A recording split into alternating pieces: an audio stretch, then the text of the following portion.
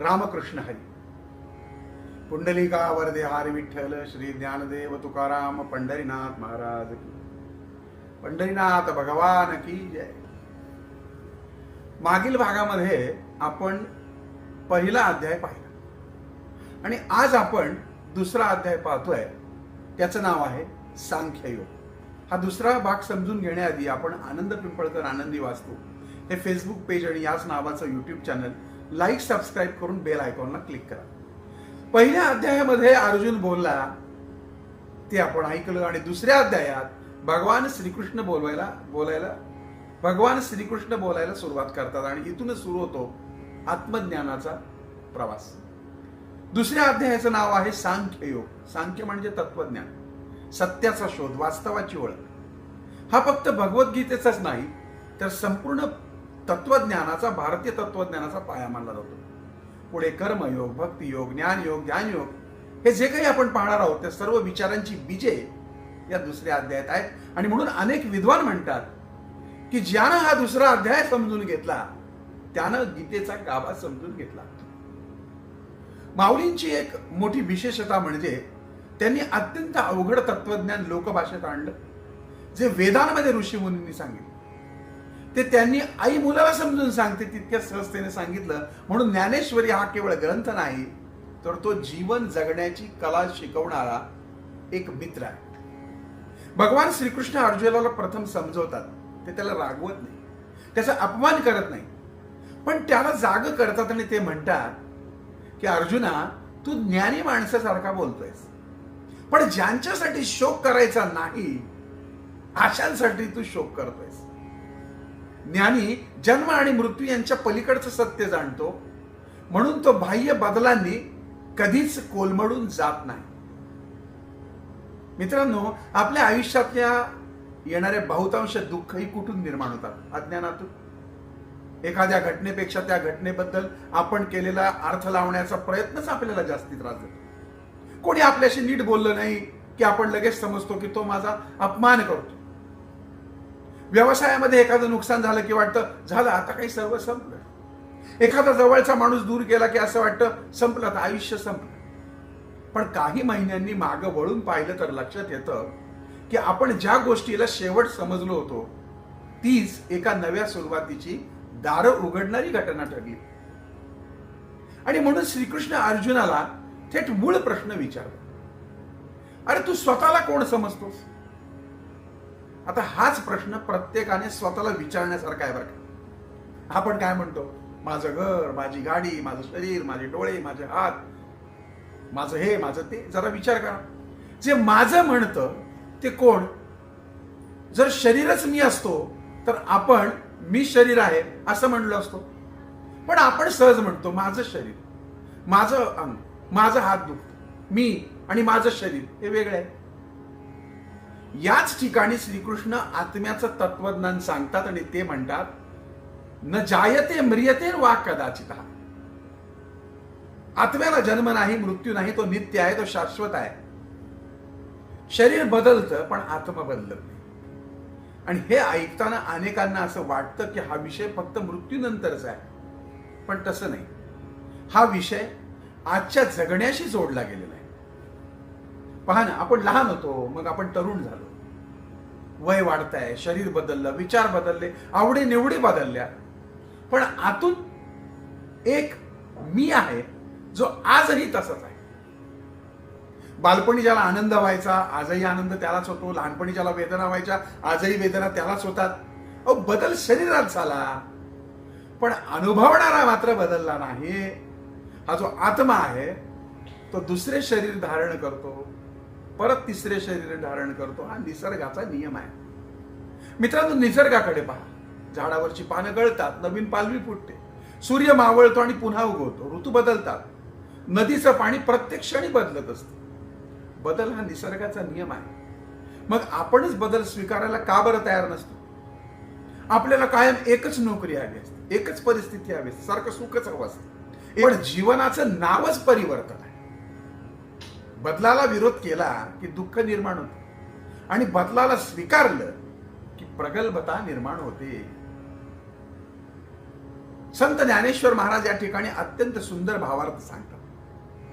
ते सांगतात की जसा मनुष्य कपडे सोडून नवे कपडे परिधान करतो, तसा आत्मा हे जुनं शरीर सोडून नवीन शरीर धारण करतो. त्यामुळं केवळ शरीराच्या बदलामुळे सत्य बदलत नाही.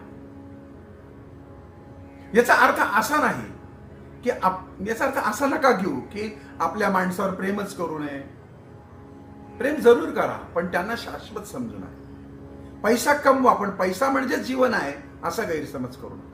शरीराची काळजी घ्या, पण शरीरच सर्वस्व आहे असं समजू नका. आजची सर्वात मोठी समस्या कोणती आहे माहिती आहे? माणूस स्वतःची ओळख बाह्य गोष्टींशी जोडतो. मोठं घर असेल मी मोठा, महागडी गाडी असेल मी यशस्वी, सोशल मीडियावरती लाखो फॉलोअर्स आहेत मी लोकप्रिय. पण यापैकी एक गोष्ट जरी गेली ना तर माणूस आतून तुटून जातो. श्रीकृष्ण सांगतात, ज्याची ओळख आत्म्याशी आहे त्याचा आत्मविश्वास कोणत्याही परिस्थितीत हिरावून घेऊ शकला जात नाही. कारण त्याची किंमत बाहेरच्या जगाने ठरवलेली नसते, तर ती त्याच्या आत्मस्वरूपातून निर्माण झालेली असते. आजचा माणूस आरशासमोर उभा राहून चेहऱ्यावरच्या सुरकुत्या मोजतो, पण मनावरच्या अहंकाराच्या सुरकुत्या तो पाहत नाही. केस पांढरे झाले म्हणून काळजी घेतो, काळजी करतो, पण विचार काळवडले आहेत त्याची चिंता करत नाही. शरीर सुंदर दिसावं म्हणून हजारो रुपये खर्च करतो, पण मन सुंदर करण्यासाठी तो दिवसातनं 10 मिनिटही देत नाही. पण ज्ञानेश्वरी आपल्याला काय सांगते? तर हे सांगते की बाह्य सौंदर्याला मर्यादा आहे, पण अंतःकरणाच्या सौंदर्याला मर्यादा नाही. आत्मा जितका ओळखत जाल तितका माणूस शांत, स्थिर आणि प्रेमळ होत जाईल. आणि म्हणूनच दुसऱ्या अध्यायातला पहिला आणि सर्वात मोठा संदेश आहे की स्वतःला ओळखा. कारण जो स्वतःला ओळखतो त्याला जगाशी सतत स्वतःची किंमत सिद्ध करण्याची गरज राहत नाही. त्याच्या आनंदाचा स्रोत हा बाहेर नसतो, तो स्वतःच्या अंतःकरणामध्ये असतो आणि तो कायम राहतो. भगवान श्रीकृष्णांनी अर्जुनाला आत्म्याचं तत्वज्ञान सांगितलं. आता ते त्याला जीवन कसं जगायचं ते शिकवायला सुरुवात करा. कारण केवळ आत्मा अमर आहे हे समजून उपयोग नाही, तर त्या ज्ञानाचा उपयोग दैनंदिन जीवनामध्ये कसा करायचा हेही समजलं पाहिजे. दर्शक हो, आपण सगळेच सुखाच्या शोधामध्ये जगतो का नाही सांगावं? प्रत्येकाला आनंद हवाय, यश हवंय, पैसा हवाय, सुख हवंय. पण दुःख, अपयश, टीका, संकट या गोष्टी मात्र कोणालाच नको असतात. परंतु जीवनाचा नियम आहे ना की जिथं दिवस आहे तिथं रात्र आहे, जिथं उन्हाळा आहे तिथे पावसाळा आहे, जिथं जन्म आहे तिथं मृत्यू आहे. आणि म्हणूनच भगवान श्रीकृष्ण अर्जुनाला सांगतात की सुख आणि दुःख या दोन्ही गोष्टी कायमस्वरूपी राहत नाहीत. भगवद्गीतेत भगवान म्हणतात की इंद्रियाच्या संपर्कातून निर्माण होणारे सुख आणि दुःख हे येणारे जाणारे आहे, ते कायमच राहत नाही. आणि म्हणून त्यांना धैर्यानं सहन कर. आज आपण पाहतो की एखादं यश मिळालं की माणूस इतका आनंदात जातो की त्याला वाटतं आता आयुष्यभर असंच राहणार, आणि एखादं अपयश आलं की त्याला वाटतं आता संपलं आयुष्य.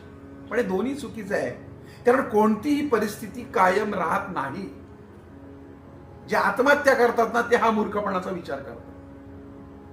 संत ज्ञानेश्वर माऊली एक सुंदर विचार सांगतात. ते म्हणतात, जसं आकाशात ढग येतात आणि जातात पण आकाश तसंच राहतं, तसंच सुखदुःखाच्या भावना येतात आणि जातात पण आत्मा तसाच स्थिर राहतो.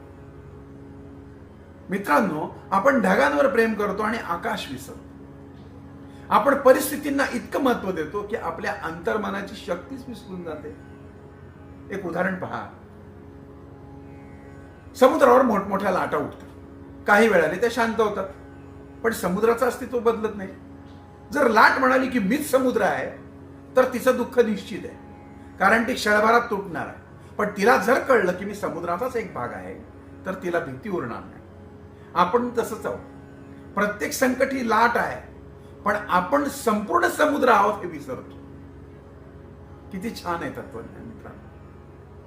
या दुसऱ्या अध्यायामध्ये श्रीकृष्ण अर्जुनाला त्याच्या कर्तव्याची आठवण करून देतात.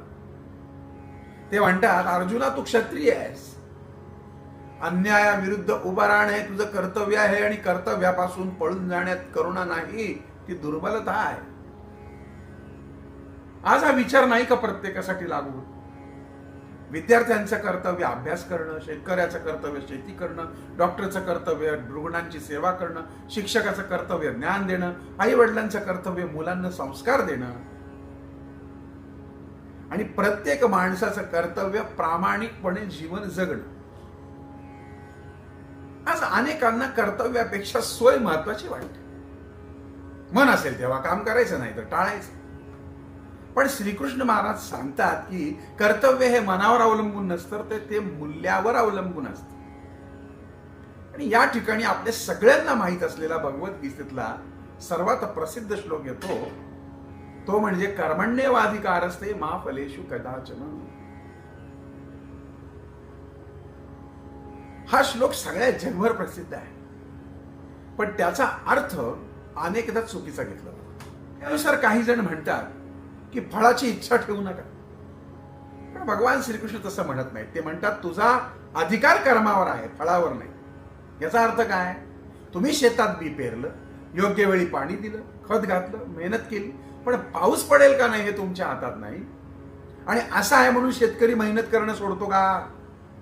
नाही, तो पुन्हा प्रयत्न करतो, कारण त्याला माहिती आहे की मेहनत करणं माझ्या हातात आहे, परिणाम देणं हे निसर्गाच्या हातात. आज विद्यार्थी अभ्यास कमी आणि निकालाची चिंता जास्ती करतो. व्यवसाय सुरू करण्यापूर्वीच अपयशाची भीती मनात माणूस आणतो. एखादा तरुण स्वतःचा उद्योग सुरू करू इच्छितो, पण लोक काय म्हणतील या भीतीने तो पाऊलच टाकत नाही. या मित्रांनो, फळाची चिंता कृतीची शक्ती कमी करते.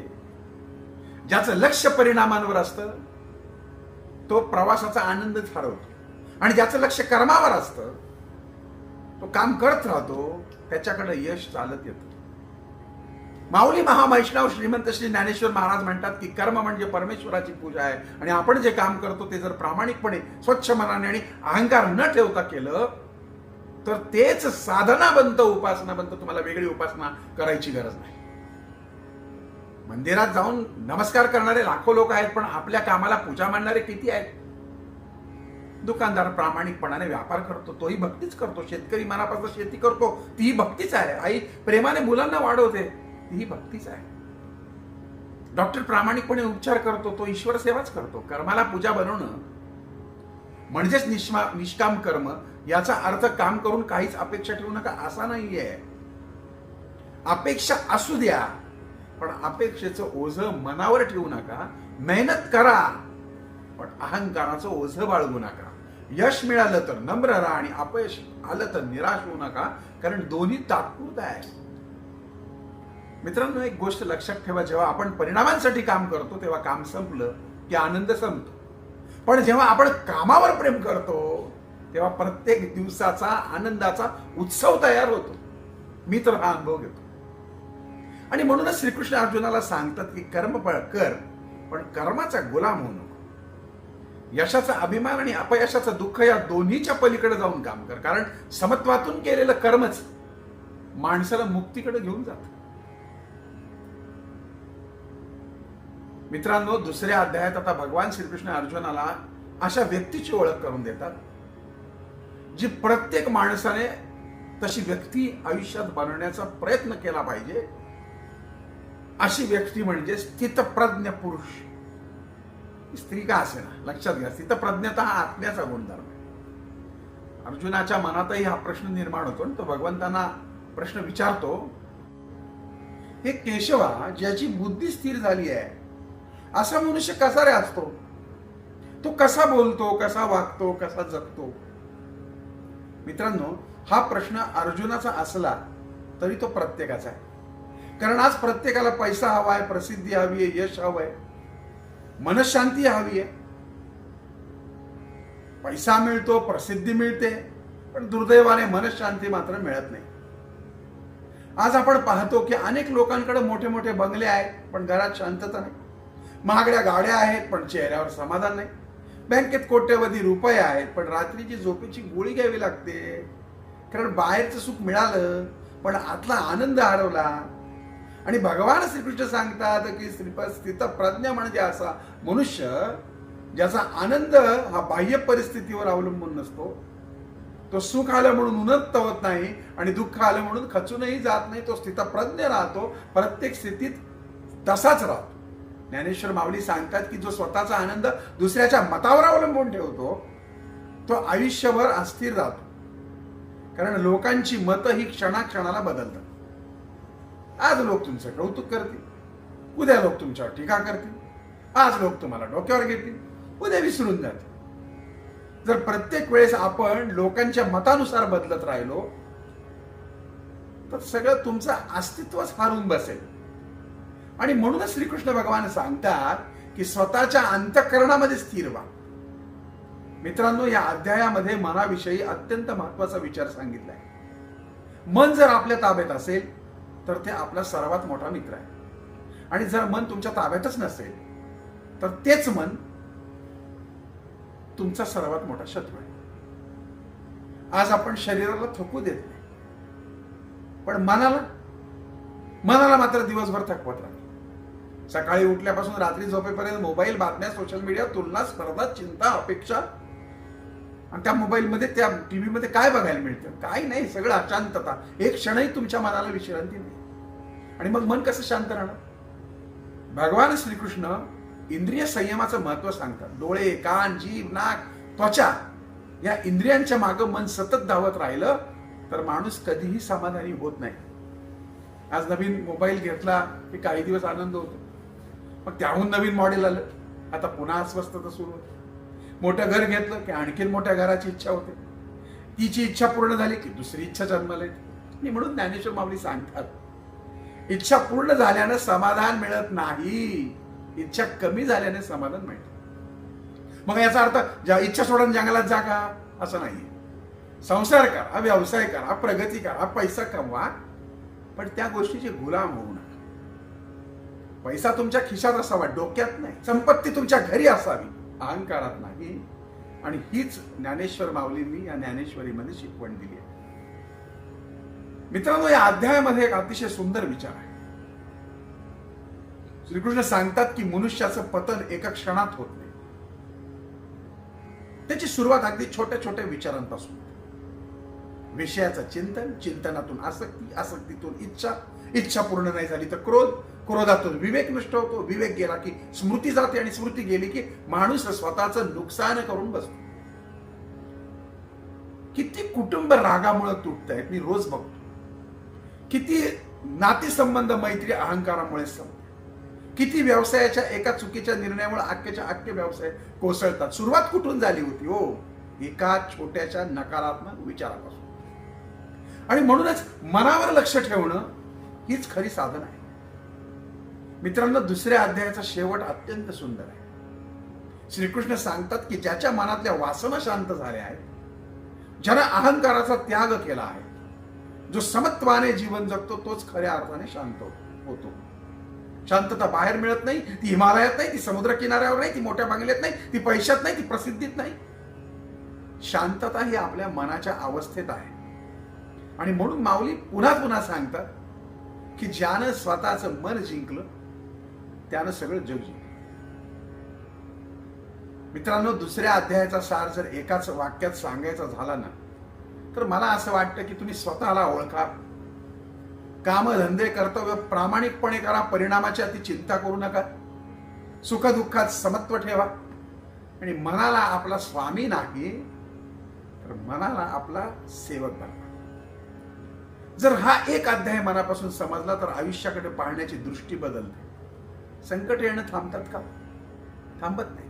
पण संकटाकडे पाहण्याचा दृष्टिकोन बदलतो. दुःख संपत नाही, पण दुःख सहन करण्याची ताकद वाढते. यश मिळतं पण त्याचा अहंकार राहत नाही.